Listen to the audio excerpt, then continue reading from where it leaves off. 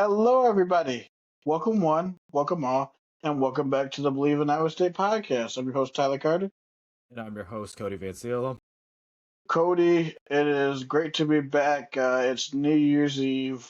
Do you have any New Year's resolutions going into the new year? Um, I'd say for me personally, obviously, the number one thing for me is to graduate. Obviously, I'm Mm-hmm. coming up on that, so I definitely want to be able to really enjoy my last semester. Kind of just take things one day at a time, realistically, because it's as the days wind down, you don't know how much you have left. So it's I just want to enjoy my last semester before I graduate. Number two, hopefully land a post a full time post grad job or something like that. Uh, and yeah, ultimately just being better with finances. That's a real thing. So just really a lot of adulting as I go through this last semester. That's gonna be the thing.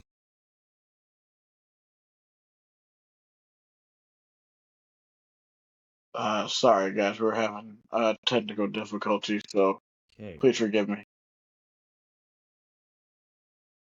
Uh, yeah, I think another one we can add is better connectivity. I think that's Yes, another one. better connectivity. I know. For me, I guess I just really just more consistency in areas of my life. Being consistent, like you said, with finances, trying to be better with that. And being more consistent. And being more diligent. I'd say is my word. Oh, what a throw! What a Yep. throw! That was beautiful. Okay, sorry, Yep. we Yeah. were watching the Vandy Iowa game. That Yeah. was a rope. Holy crap! Yeah. Wow. So yeah. For those who may just be tuning, who aren't watching bowl season right now, yeah, we're watching the Reliant West Bowl between Iowa and Vanderbilt. Iowa was up 21-3, and then one play, Diego Pavia just throws a dime to Trey Richardson for a 75-yard touchdown, and they're on the board touchdown wise, and they're right back in this game. Yep. And sorry, but to go back to my New Year's resolution, like I said, consistency in all areas of my life, being diligent with really just with this. I think I'm gonna set aside a day where I just do editing um for this and really just finding ways to be better at this podcasting thing. We've been doing it for over a year now and would love to take a huge jump in year two. Mm-hmm. All Yeah. right. So Yo, okay, go ahead. yeah. So that's our personal. What are some ones that you have maybe for you want to see from Iowa State? What are some things you see in the So new year for them? yes, since this is the Iowa State podcast, we're gonna talk about Iowa State, of course. So I think for the basketball team, um, going into conference play, stay healthy, keep up the intensity. For Iowa State football, honestly, is to really show some fight in the new year and really and honestly for us I think for us just as a collective to just grow as a fan base. um Obviously I wouldn't I'm not going to be the type of person to say that you should we probably should tamper expectations, but also when we get into the groove of this tenure of coaching staff, not to accept the bare minimum. We now after a decade of Matt Campbell being here, we know what it's like to win double digit games and to make it to conference championship games. I'll say this, to not lose that expectation just because we're Iowa State and we don't deserve nice things. Nah, we gotta grow out of that. Like we've seen the six type of success that we can have. We should be able to expect that. Obviously, in the first year, probably not, but hey, maybe in 2027, 2028, and beyond, I think with Jimmy Rogers and with who he has coming back, we're gonna get into that in a few minutes. But yeah, I think that's what I'm looking for in Iowa State. What are you looking to see? Uh, I mean, if we're gonna go to talk about football, first off, I want to be able to kind of have a team that we're going to field a team. The quality of Mm-hmm. it, I don't know, but maybe I'd say a bowl game would be kind of nice for the Yes. squad. if they make it to a bowl, like go 6-6 or 7-5, that's great for the squad. That's great. Like that, given the rebuild and everything, and then back to football, there needs to be like look. The transfer portal as a whole is a wild west. We need to make like strides to get that cleared up because it is kind of ridiculous just how much the transfer portal is affected. And I mean, for Iowa State personally, this is the first time they've been really affected by the transfer portal with the Mm-hmm. mass exodus. I mean, years like obviously under Matt Campbell, you didn't really see that massive exodus of players like you did at other places. But now you're really starting to feel it. Like for the first time as Iowa State fans, this is the first time you felt like like, but like the number you certainly didn't expect 40 players to leave because that I saw like that's the crazy thing. I mean, I get it. A coach leaves or whatever, he takes a new job. I expected maybe 20 to leave, but I did not expect like 45 plus to leave.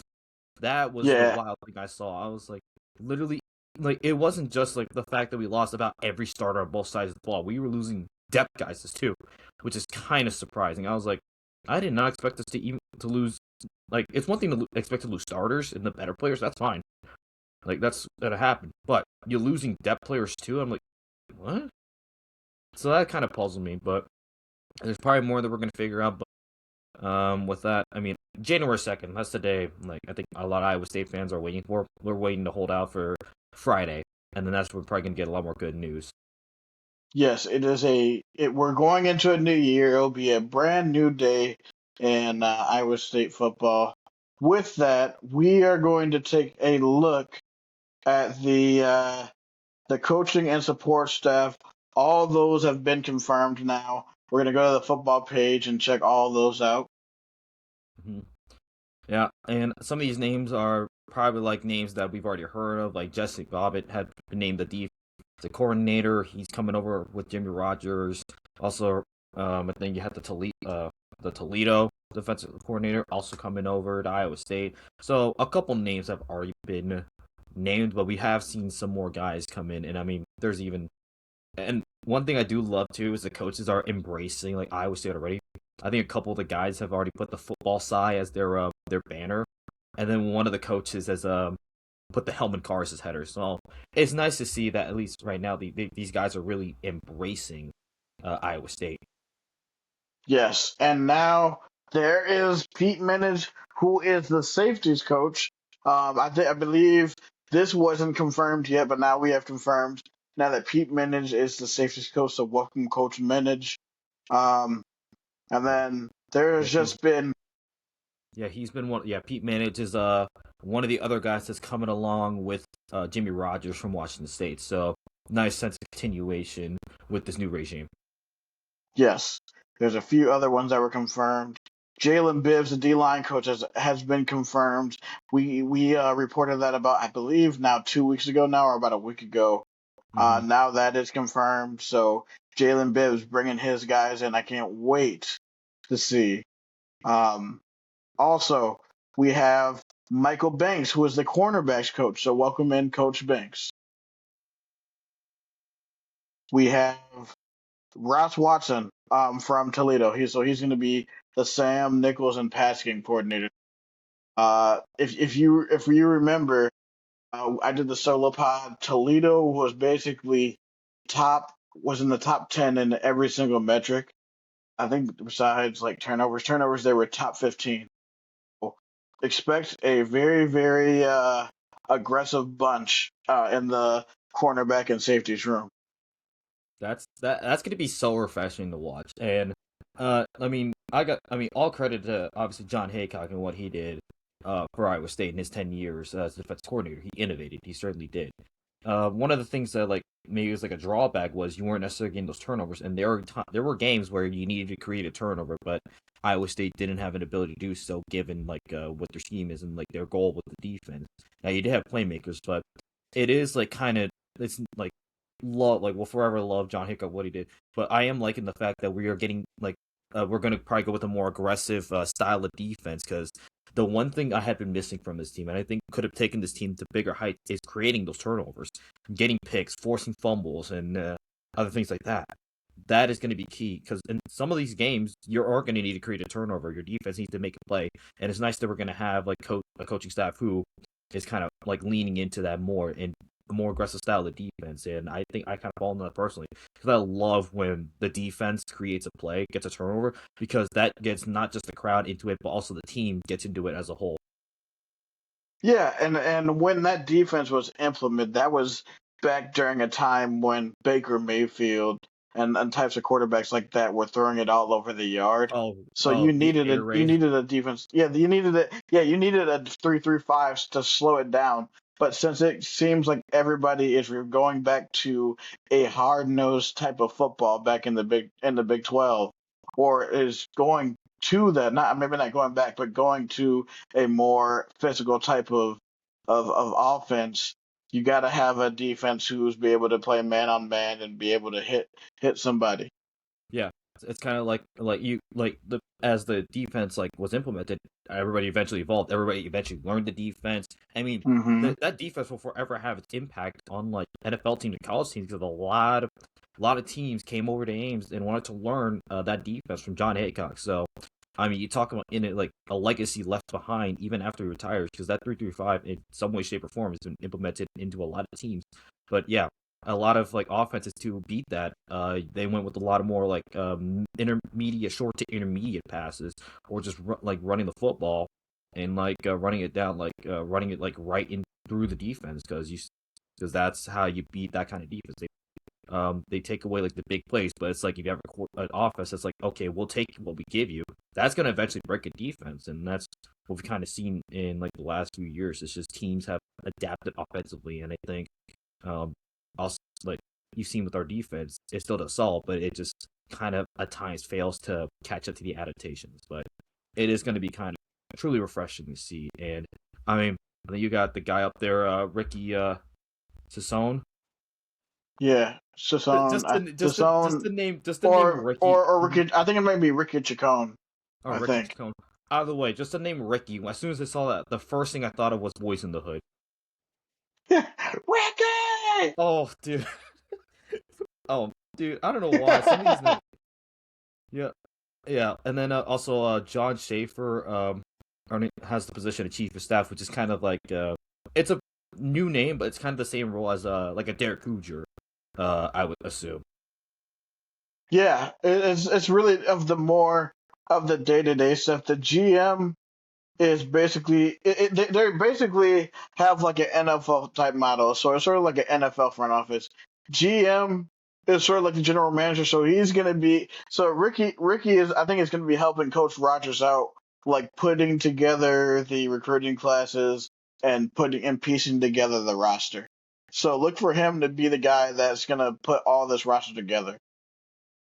I Now think that's more of John's role. I think he is going to be the guy, like, maybe he's going to be the point of contact if you're trying to get into contact um, with Coach Rogers. At least that's what I got from reading the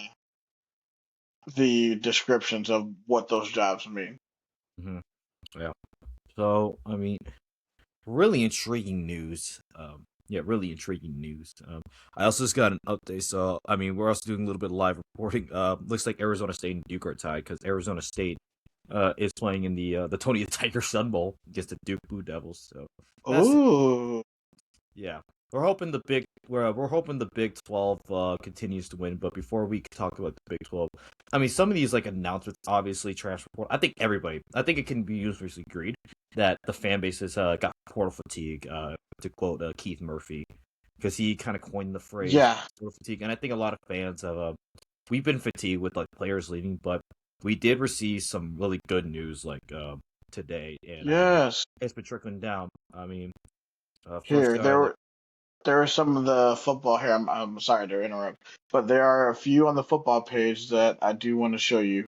I passed up one, but man, Rylan Barnes is going to be staying. That was huge. Ah, the Barnes Farms. That was such a great story to hear. Like 2024 in the West Virginia game, that guy he stepped up in a big way when all the linebackers got injured. He had himself a pretty solid game, and he made a pretty nice story in 2024. So it's nice to see him stay. And obviously with his family in Iowa having that big farm, it it kind of just felt like on it felt very on brand for Iowa State to have a dude who's a linebacker whose family owns a farm. it just was coded Iowa State, and it's nice to see that he's coming back. Am I crazy to think that he'll be better in this scheme than the 3-3-5? I think he could be. I think some schemes. I think he was solid in this game, but I'm curious to see how this scheme plays out for him because I think he could be better in this scheme. Because it's probably going to be 4-2-5, and you're probably going to see a base 4-3-2. So you're actually going to be playing a natural linebacker position. Hmm. But we'll have to see. Yep. And then we did see also as well a little bit earlier. Malik Verdon's younger brother Trey Verdon. So the Verdon family is going to stay in Ames, Iowa, some way, shape, or form. With Trey Verdon staying. Yeah, dude, this is a huge piece. He definitely showed some potential last year and getting some playing time. Along with another young defensive piece, Jace Gilbert. Um, One thing that I am realizing is that this staff is definitely gonna at least Jimmy Rogers. He definitely wants to know work with Jalen Bibbs and Hmm. being able to like maybe be like that Washington State D line that got 15 sacks last year. Maybe turn them into to those type of guys that get pressure, consistent pressure on the quarterback. Something that we have been talking about, Cody. That uh, Iowa State needed. Yeah. And speaking of defensive line, we got confirmation yesterday at about 6 o'clock. Zamir Hawk is going to be staying at Iowa State. Yes. Oh Remember my he went gosh. what a huge player for Iowa State to keep. Zamir Hawk, I think we were waiting for him to have a breakout. I mean it's kind of hard to be on the same level as like a Dom Orange, so I'm curious to see how Zamir Hawk's gonna break out. But it is nice. I mean, he ran a whole poll on Instagram talking about if he'd stay or no, and the overwhelming majority said yes to stay, and I'm glad he is staying because I'm a like that's I'm a huge fan of him. Like, and I mean, the action he did, I mean, he was great on the D line along with the Dom Morris made some solid plays, and I think now with the focus on defensive line for Jimmy Rogers and his coaching staff, I think that's huge to keep. You get that sense of continuity, and you keep a guy who has been there in some way, shape, or form beforehand. Yeah, and honestly, I feel like this is one of in a lot of people's lists, this is probably one of the top guys that you needed to bring back. Of Hmm. course, besides everybody else on offense, but this is probably one of the top guys you need to get. And especially with and on the defensive side, you need these type of bridge linemen, especially with Jalen Bibbs to work with, especially mixed in with the young Washington State recruits. You have young building blocks to build on, and they'll be able to compete with the Washington State and San Diego State guys that we get. Oh baby, oh baby, Vanderbilt is driving again. Let's go. Oh, Um, all right, yeah, and then one more guy that we saw, Benny Nagoy, he's back. yes. Yeah, Man, I am a very big fan of this one. I I am a fan of big corners. Um, and I'm gonna go to the NFL real quick. Like in the NFL, having a big corner is is an advantage, especially since like he wasn't used at receiver. Um, but I'm really excited for him to come back. I think he's definitely going to do well in their coach banks. Uh, oh man, I mean, we've seen this type of thing happen before, where you convert an offensive guy to like a wide receiver to a corner. Like first, I mean, first guy I think of is T.J. Tampa, who's with the Ravens. He converted from receiver to corner, and then most recently, Darian Porter. He was a guy that was committed or recruited as a receiver, switched over to corner and played on special teams, and we saw how much Darian Porter prospered in the 2024 season. All those block kicks, he was making some great plays. I mean, he had that pick against Iowa on that wheel route, and that play to me is special because I remember watching a film study. He had recognized that play from a previous year against Texas, where Texas ran that similar route and went for a touchdown. And Darian Porter recognized that play was happening, so he stayed back. and then he intercepts Cade McNamara. So that's the type of film study that he does, and the type of guy that Darren Porter is on the field, and the commitment he has. So it is the work ethic he has. So really, like at some point, we might see Betty Nagori do something like that because I don't know. It's something about Iowa State converting offensive guys to defensive guys and it working out. Definitely, man. I'm really, really excited. And hey, maybe this means that he might be an NFL guy too. Mm-hmm. Um, so I believe now we are up to 11 players confirming Mm-hmm. that they said that they would come back. Yep. And then I mean, the number one thing is here is like we're all everybody, everybody at Iowa State. We're all waiting for Abu Sama still. Like that's the one guy I think everybody at Iowa State is still waiting for is the decision from Abu Sama. People are leaning whether like I mean it's back and forth between him staying, him leaving. It is all over the place.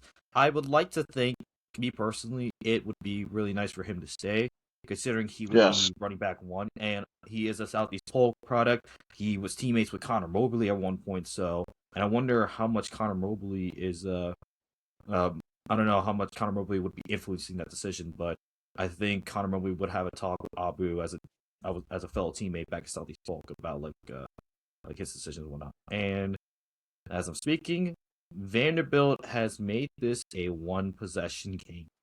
Yes, sir. Let's go, Vandy. Oh, anchor down. Vandy Pimp is up. Yep, Vandy Pip. Dear Get the God. Vandy Pip. I mean, this is. I mean, this is gone back and forth, but I mean, that's bowl season for you. And also some more live reporting. The Iowa State women have opened up a bit of a lead against Houston. Let's They're up go. 9 right now. They were down at 1.5 to Houston, but they've opened up a bit of a lead, and they're looking to go 2-0 in Big 12 play and get a road win now. But yeah, and then I mean that probably can lead us right to basketball because like Yes. with no full game to worry about for football, Iowa State can put their focus into basketball. And with that, we're going to take a look into Evan Maya. Evan Maya is a college basketball analytics site that really goes in depth, even more in depth than Ken Palm. So we're Yeah. gonna show you that real quick, and Mm-hmm. we're gonna use it to break down Friday's matchup against West Virginia. Yeah. Cody, I'm gonna need you to lead the way on this because I All have right. no clue how to use this. Yep. Yep. Yep. So for those new to Evan Mia, you might have seen him on Twitter. He's a statistics kind of guy. He's got a PhD in statistics, so um, pretty knowledgeable guy. But look, if you are watching the stream on YouTube or Twitter, what you see is offensive and defensive ratings. Those are like kind of like think of like efficiency ratings for like and their impact on the floor.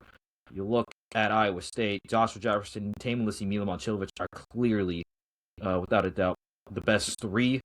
You see Milan and Jefferson in the top two when it comes to offensive. So it's kind of like impact on like how much are you impacting a certain side of the ball when it comes to like when you're on the court. So seeing this is like it makes a lot of sense. And the general trend is yeah, it makes sense. Your big three is your most impactful players. Milan is the kind of like the slightly better guy offensively, but Joshua Jefferson is kind of like the all around guy. Both offensive defense is pretty nice. And just overall, you can go here and you just take a look at like some like, charts. And I think uh, thinking about like West Virginia, I do remember that they do have the coach who was within the Grant McCassin tree. He was at North Texas last year, so I'm not too familiar. But West Virginia, they are projected. Yeah, Honor Huff. He's the guy offensively that I think can give Iowa State a little bit of trouble because he's like their main scorer. But outside of that, I don't see a lot of other things. But yeah, you can even take a look on here, top lineups. You can see just how different lineups affect the success of a team and just overall. I would have to do a little more studying, but from my like my look at it, yeah, he does a really good job at like kind of like scoring like kind of like how efficient both units are. Kind of like Ken Palm, of course. I think does better like, but he does like in a more detailed way. Yeah. But thinking about this, like for opening like for conference play as a whole, we're really finally about time getting into Big 12 play, and this West Virginia matchup for Iowa State. Oh, damn. paywall. Darn. Paywall. Well, so much Hey, for that. okay, but I mean, thinking about West Virginia, obviously, they gave us problems last year. I mean, Javon Small mainly. He was the guy that gave us problems last year. When Iowa State kind of had like that one game they just randomly dropped. Because that's what happens with Iowa State.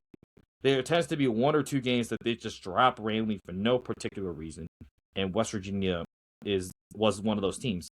Now, looking at their schedule, their biggest win so far, I think the best win so far was a beatdown of Pitt, for the backyard brawl. Now, take that with a grain of salt. Pitt isn't exactly the world beaters with the yard, but there is some significance to Iowa State, as you have two Right. former Cyclones in that squad, and Deshaun Jackson and Noyes injured as well. Deshaun Jackson, I think, has a medical issue, so he's out definitely, and then Noyes is on that squad too. But Pitt isn't exactly lining it up in the ACC, and then they did take Ohio State into double overtime, and I Bleav that game was in Columbus, so they can compete. Like they could certainly compete, and I mean, yeah, Honor Huff is like the main guy for them, so he's the guy that can give Iowa State trouble. But I think for Iowa State, obviously, they did have a bit of a sleeper game against Houston Christian. You kind of even expect that when you're ready for conference play, but I think for Iowa State, this is like one of those things that's like, okay, you start off on the right foot, you get this game at home. It's a 8 p.m. tip off on ESPN2, so it's nice being the standalone game on a Friday night, which is kind of weird because I don't recall the last time Iowa State played on a Friday night. It was years ago. Probably not since like one of those Cyhawk games, but um, Interesting. yeah, Were you there? Like, were you like I don't know? You're when you're there. When do they typically have basketball? Because was that the first year of Hoiberg? it might have been. That sounds familiar. Usually those were on Thursday nights, but like I think I want to say one of them was on Friday night. Not Yeah, sure though. yeah. Because I was thinking like take a look here. I gotta take a look at this. Like, yeah, I'm doing. We're doing a little bit of retrospective when it comes to uh, Big 12 Iowa State basketball. Oh God, yeah, this was Hoiberg's first year. Went 3-13, but I mean, you did have Melvin Edsup come in, and then you had Chris Babb, Royce White among the transfers, and obviously at that time you had to sit out a year after transferring. So, and then yeah, but man, just I wonder what you were. Did you think at that point in time, you like as a freshman at Iowa State, did you think that this 3-13 team would eventually win a Big 12 title and like have like some of the best players in Iowa State history? To be honest, no. I think the 2011-12 school year, which was my freshman year, I had no idea what to expect with the basketball team, man. Because I was like, man, at the time, I was still, getting used to being a Florida fan and learning to become an Iowa State fan in my freshman year. And I was like, you know what, this basketball team's pretty good. And then they really showed me something when they upset Kansas at home, Mm. 72-64. Iris McGee went off in that game. I think he had like 25 points off the bench.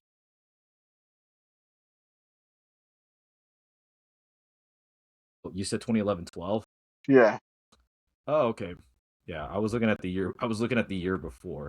Oh Um, yeah. The year yeah. Obviously. before would have been his first year, but I was still in high school at that point. Oh, okay. Oh, wait, that makes sense. Okay, never mind. Yeah, I might have gotten my thing. Yeah, No, but I no mean, worries, yeah, because like I'm looking at the roster here. Boo Boo Paulo, man. Scott Christopherson. Yeah, Yep. sorry. Gee, like looking back at this, it's so wild just to see how like different like conferences are like and whatnot. But yeah, I mean back to West Virginia. Yeah, it's this game for me. It's like okay, you're starting Big 12 play. Start off on the right foot by getting a win here, and I think for in conference play, like I think the expectation is you protect home floor. You win all your games Yes. at home. That is the expectation I think Iowa State should have for themselves to not just win the Big 12, but potentially vie for a number one seed. Because right now, them, Michigan, Arizona, and Duke are like all in contention. But for Iowa State, yeah.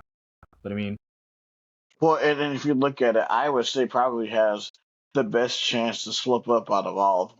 because if you look at Michigan's schedule is they really not going to have anybody that's going to challenge them until the middle of January when they play Michigan State. Yeah. Honestly, and Iowa State, we have KU. Was it Mhm. the fifth game or sixth Yeah, game? yeah, at Allen Fieldhouse, Yeah. and then Arizona. And then I gotta look at Arizona because I don't think they have that necessarily that challenging of a game. I'm looking through their thing. The only thing, I mean, until BYU, they don't have to face off Hmm. against a relatively difficult team until they go to the Marriott Center on January 26th. Meanwhile, for Iowa State, they got to go to Baylor, and then at Kansas, and then at Oklahoma State, all within I think a 2 week Mm. span. So yeah, out of any of the teams that are vying for like the Big 12, yeah, Iowa State has out of for a 1 seed.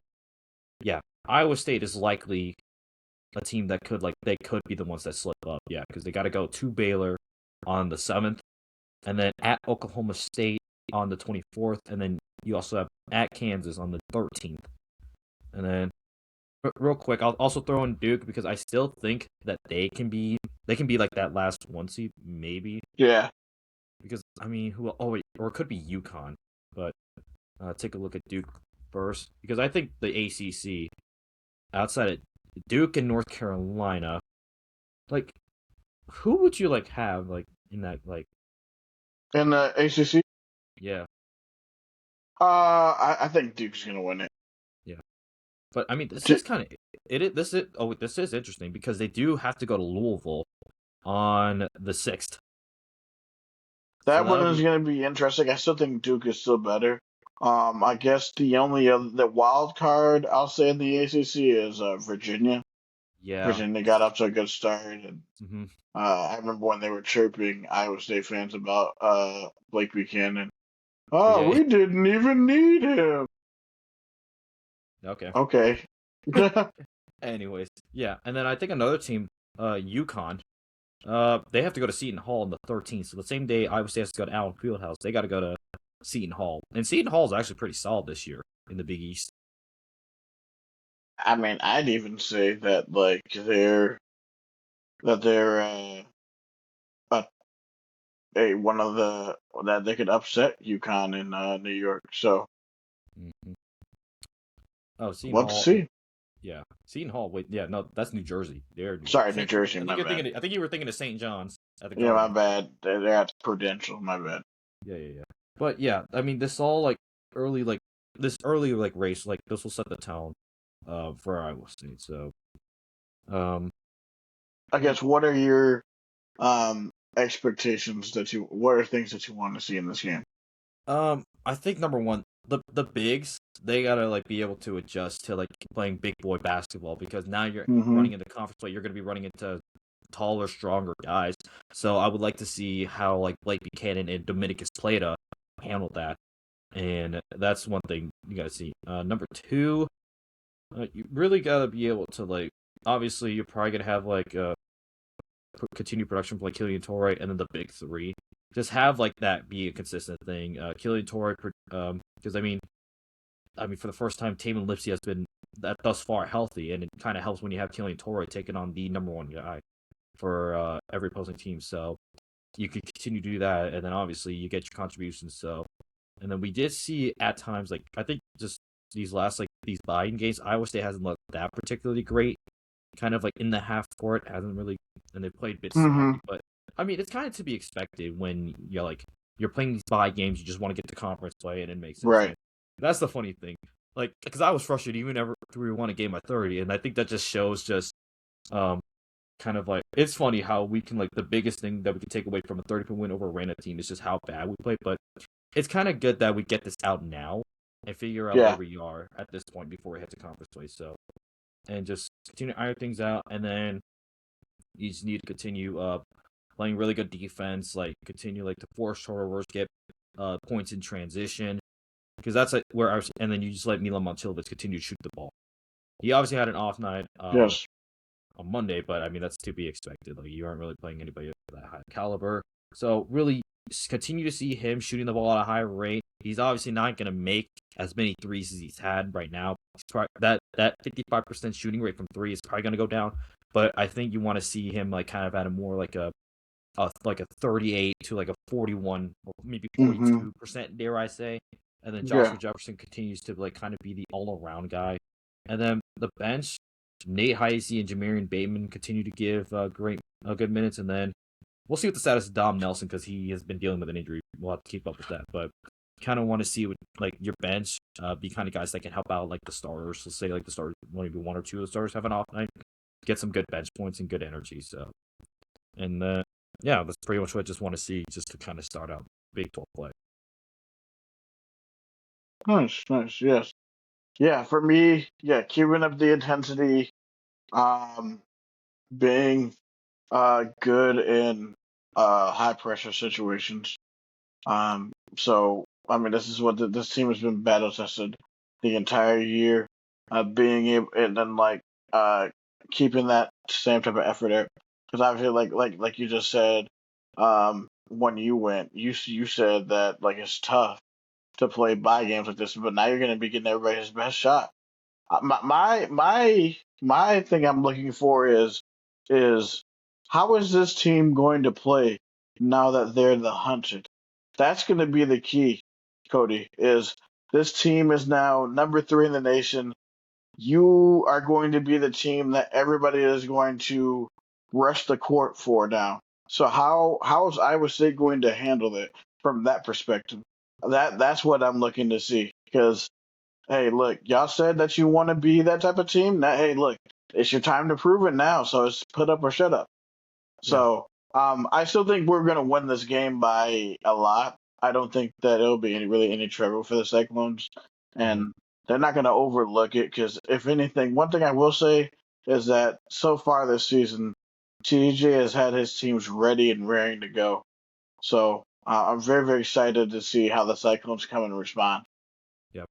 And you mentioned kind of like being the hunted. Iowa State experienced that exact thing last year when they were ranked number 2 in the country, and then they got the best shot from West Virginia. I mentioned that.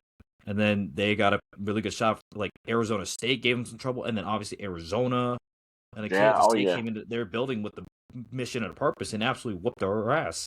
And that was just that's just frank. They just wanted to whip our ass, because not only was it obviously a high ranked team, but also it was Farmington, and obviously the context behind Right, right, right. basketball rivalry as of late. Yeah. So they know. I think TJ knows what it feels like. And then Taylor Lipsy, Milan Momcilovic, Joshua Jefferson, Nate Heise, and the guys who are returning, they all know what it's like to be like a hunted, and they know what the expectation is. So they're gonna play up to it. And I mean, gonna go off a tangent, like not basketball related. I was watching TJ Altenberger's press conference, and he talked about like stuff off the court. He talked about like the academic achievement, and kind of like Mm-hmm. how they like put focus on like preparing guys for life beyond basketball. So that was really cool to just watch TJ like take a moment to really reflect on like the academic work they've done, and like how they prepare themselves on and off the court. And obviously that goes to, like, their daily habits. I mean, TJ has always coined the phrase, "How you do anything is how you do everything." So I think they're taking that mentality, and that's something they're going to have to take towards this Big 12.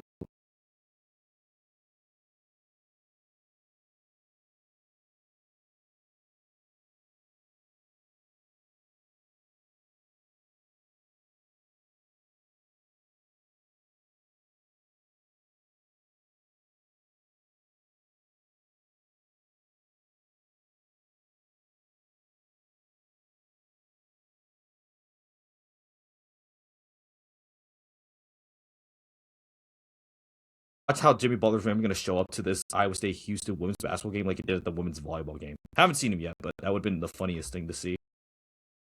That would have been nice, man. Yeah, but I'm excited. And I mean, yeah, with basketball season fully load, I mean, we could take. I want to just look at some of these other games that are going on, because obviously we, as Iowa State, we're gonna have to wait till Friday to watch the men's team. But there are a couple of games. There are a couple of games that are happening today. Let's share your screen and let's talk about it. Okay, I probably won't be able to, but I mean, I can. Yeah, don't worry. If you can get that up, that's fine. If not, I'll just talk Yeah, about it. yeah, So I right got you. now, Virginia and Virginia Tech are going at it, and you mentioned Virginia. They're only up 1 on Virginia Tech, and it's halftime. Wow. You want to guess the score of that game? The score of the Virginia Tech game? Yep. I want to say like 25-24. Minus a point for each one of them. What? Yeah, it is 24-23 right now. So you are literally 2 points off of being exactly correct. Look at that, man. Look at this guy go. Yeah, with that type of luck, you should get yourself a lottery ticket, place a parlay, and that's where I can real quick just plug a FanDuel. So thank you very much, FanDuel, for sponsoring our show. Yes, thank you, FanDuel. A big thank you to FanDuel for sponsoring our show. This is our sponsored ad read that we gotta do. So, with that, make sure to get your parlays in. We are a week away. Well, now seeding is coming up for the NFL season. Make sure you get your bets in for Super Wildcard Weekend. Go. If you know ball, go and make money with FanDuel. Yep, and I mean, All there's going right. to be a Yes. lot Go for ahead. college football as well. Miami, Ohio State's playing tonight. The Yes. Cotton Bowl on the New Year's Day. So who knows? Maybe you can start your New Year off making some money. Yes. Do that. Go make yourself some money. Um, Give me a few minutes. We're gonna take a look at the schedule for the for college basketball today. Oh my gosh, dude, Pavia is throwing dimes, man. It looked like Diego Pavia finally started to lock in. Yeah, bro is locked in right now. Problem is that their defense can't stop anybody, so probably won't even matter. True. All right, here is the schedule.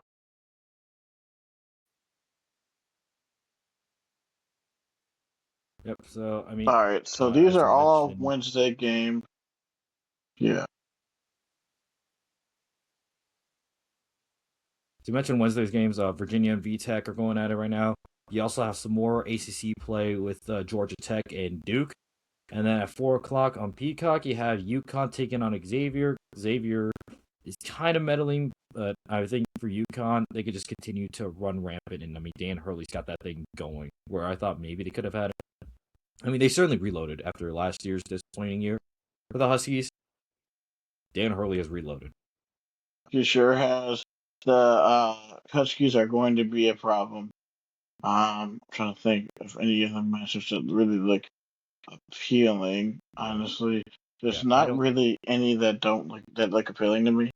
Yeah, and I mean, in the Big East, I don't see a team outside of UConn like because I think the Big East is down this year. Like that Oh, conference very is yeah, yeah, oh yeah. Oh, touchdown Vanderbilt. Oh, well, hey, Hey, yep, another touchdown for them. Let's see if maybe, just maybe, they can get at least one stop against Iowa. But I mean, Iowa's like, hey, I think they've unlocked the offense, which is the scariest sight to see. Imagine telling somebody that 5 years ago that Iowa would have an offense that scores 31 points in a bowl game. they would have said you were crazy, Cody. Come on. Yeah, maybe more crazier if it was 2 years ago. Oh yeah, definitely. Oh, that was ugh. Mm-hmm. Yeah, so I mean, there's a lot of mid majors are going on right now. Tulsa is running it up on Rice. Tulsa out of the American is looking to be one of those like dominant mid majors. Looking out for look out for Tulsa. Tulane could possibly do the same. I mean, and then kind of skip over to the weekend because I'm like outside of like Sure. there isn't like much, but I mean the weekend certainly is going to be jammed packed with basketball. We're gonna go to Saturday. Yeah, I mean this is where conference play really is just cooking.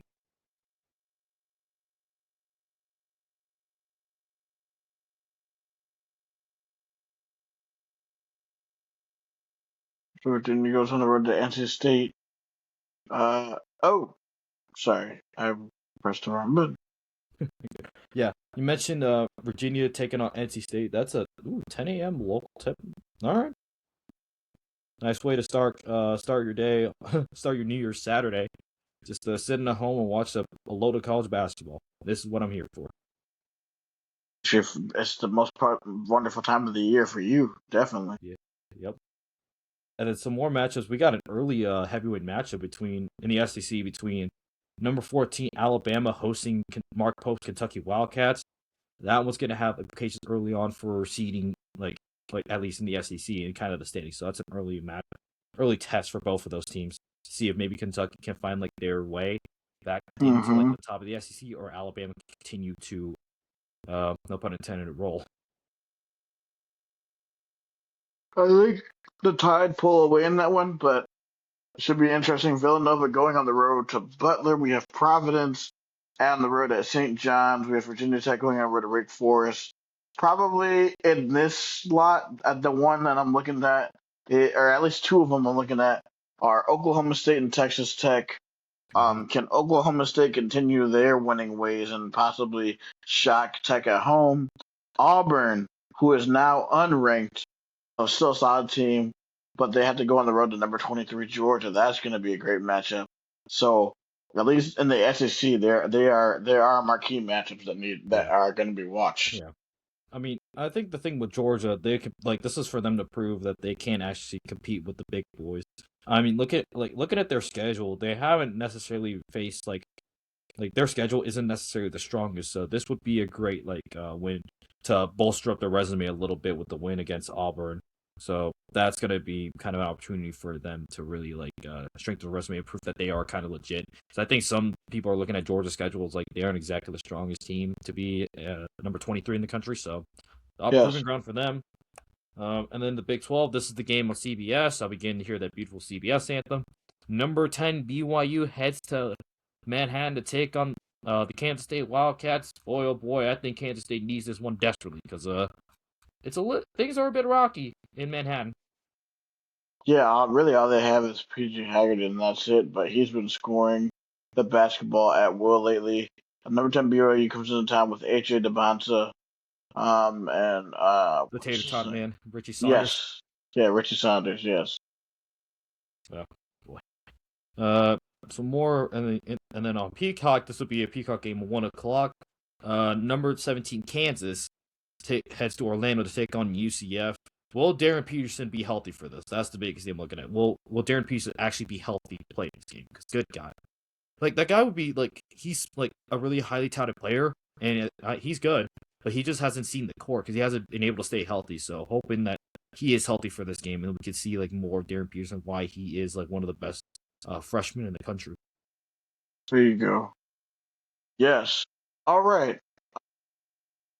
Right now, we've taken a look at some Big 12 teams. Right now, we're gonna do. This is a new segment that we're debuting today. We're gonna talk about the weekly Big 12 top five. Get used to us ranking what the Big 12 is each week after two games. Probably expect these type of episodes maybe on like a Friday or something like that. Definitely not a week of a game, especially if it's a Saturday game. But Yeah. I guess we're gonna go back to this. Has your top five really changed much from the other time? I'd say no. My top five like right now would be Arizona, Iowa State, like Houston, BYU, and Texas Tech in that order. I don't. I Man, think. I think a lot of people would have you could probably shuffle Arizona, Iowa State. You could probably shuffle a couple of teams where they are, but I think generally that top five. A lot of people can agree that those are currently the top five teams in the Big 12. Just with the way that obviously Arizona and Iowa State are rolling, they're undefeated on the year. They're Houston. The Kelvin Sampson continues to really they continue to be a power in the Big 12, even if maybe they aren't undefeated or whatever. Outside of that game against Tennessee, they have been doing their thing. Like they've been steamrolling teams and just continue to really clamp down defensively. So look for Houston to and I mean they've rolled ever since they've been in the Big 12. They've dominated pretty much the entire yeah, time that they've been in the Big 12. Like, like you can't ever count Houston out. I don't think you can count them out. And then no, definitely not. yeah, and then BYU. This team looks like they could go to the Elite Eight or the Final Four. With the Yeah, man. return the shooting prowess of Richie Saunders, who can score from just about anywhere, and then you add a talented freshman in AJ DeBansta, and the way that they play basketball, that is a team that you cannot take lightly. And like They are a matchup nightmare. yeah, yeah. I mean, Iowa State, we know a thing or two about them being a matchup nightmare because they are the antithesis of Otto basket burger ball teams who can shoot from just about anywhere and is able to spread it across and get those quick passes to escape the double team. Yeah, it is going to be fun to see how the guys do. Make sure if you are in Ames to catch the game on Friday. Cheer loud, cheer often. Yeah. All right, guys. Oh, we didn't. Oh yeah. Go I ahead. didn't even finish. I didn't even mention Texas Tech. I mean, I Oh was a little. snap! Yeah, Yeah, I gotta even yeah, do my top five. yeah. I was a bit Jeez, concerned with what am I Texas doing? Tech with how like they were doing, but I mean, the win against Duke, they still don't necessarily have the depth to do it because Yeah, they're not a really deep team. But I mean, when those talented guys get going, they get going. Christian Anderson, JT Toppin, and then LeJon Watts as their X factor. Those guys can score the ball at high volume. But yeah, would like to see more like kind of depth wise. Obviously, when you have either Anderson or JT Toppin go off, like put up 30 on any night, you are gonna be in a lot of those games. So. And then obviously that win at Duke is huge because it gives them confidence to know that they can compete. And maybe they can like take care and then get that win against Oklahoma State. It's looking pretty solid, and then they can get some confidence heading into as they continue Big 12 play. yes, sir. All right, for me, my top teams are Arizona, Iowa State, Houston, uh, Texas. Who am I forgetting? So I said Arizona, Arizona, Iowa State, Iowa Houston. State, Houston.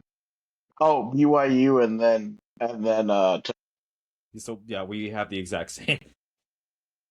I think BYU probably has the highest upside just based on the fact that they have like an NBA style offense, and Oh yeah, that running that type of offense in college basketball is basically unstoppable because it's just about spacing and having the type of shooters that you have. So yeah, they are going to be a tough out. I'm not looking forward to going to Provo at all this year.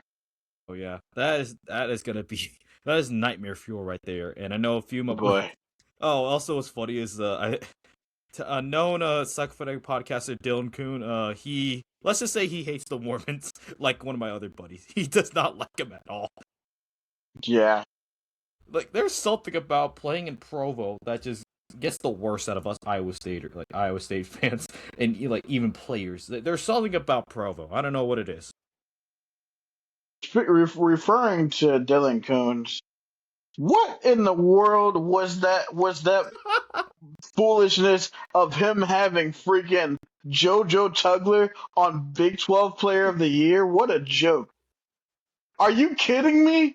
Sorry, A man. defensive only player when you have guys that are going to be averaging 25 and 7, or Joshua Jefferson is probably going to average 20 and 10. Come on, bro.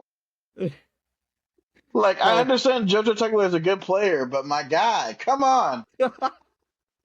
I didn't even think we get to this point, but it was that was funny. I I love had you, to, though. man. I was like, bro, what? Yeah, I love you though, but I don't know. Like, I get where you're coming from because like JoJo Tugler's on an island of its own. But I think if we're talking Player of the Year, I think we gotta you gotta think like within the conference. I would like there has to be better metrics. There's more to it than defense obviously plays a huge part, but I mean Dylan is a defensive guy by nature, so love you, man. He is. I I just, saw, but yeah, that caused a lot of heat. So I love how this has turned into a debate, and yeah, we might have to. This is a thing to just break down as we get further into Big 12 play, but we'll see. Maybe JoJo Tugger could prove everybody wrong, and maybe prove Dylan right. We'll see what happens. we'll see. Yeah, we'll definitely see. All right, Cody. Thank you for joining me today. Thank you, everybody else, for joining in our now afternoon show. Uh, Looking at the live show numbers today, we have 24 people locked in today. Thank you, 24 sickos who joined us on our afternoon episode of the Bleav in Iowa State podcast. Few things before we go. We just want to make sure you guys reach out to us. You can find Cody on Twitter at Tierney's Burner. You can find me on Twitter at SciTie Guy. We can be found on our 6 forms of social media. We're on Twitch at Bleav in ISU 2025. We can be found on Facebook, YouTube, TikTok, Instagram, and X. Um, so for that is the end of the Bleav in Iowa State podcast. For Tyler Carter, For Cody Vincent. this is the Bleav in Iowa State podcast. Roll clones, baby. Happy New Year, Cyclones. Happy New Year!